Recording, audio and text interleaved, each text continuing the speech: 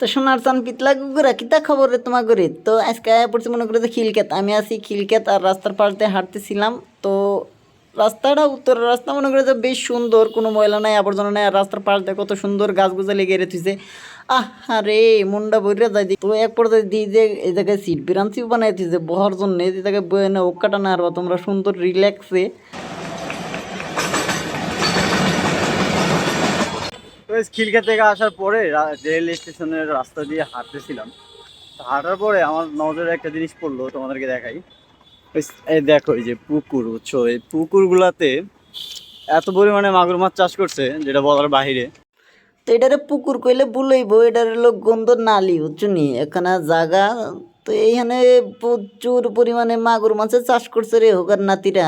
High রে, দেখছো নি মাগুর মাছের লাফালাফি দাপড়া দাপড়ি ভাই, পানির থেকে মাছ বেশি, কি কইবা।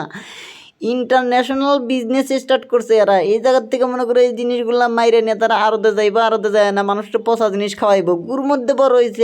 হ্যাঁ রে, এই জিনিসগুলো যে খাইবো মানুষ। বর্তমানে আছি মনে করে যে লো মেরিডিয়ান হোটেলের হাতে এই জায়গাটা, এই জায়গার মধ্যে যে এত পরিমাণে মাগুর মাছ চাষ করছে ভাই, কি কইমু বলার বাহিরে। যদি কোনোদিন এদিক দিয়ে যাতায়াত করো তাইলে সে দেখতে পারবা, এই জায়গার ভিতরে আয়না দেখতে পারবা মাগুর মাছের অভাব নাই। তো এক পর্যায়ে এই মাগুর মাছগুলাই কিন্তু বাজারজাত করা হবে।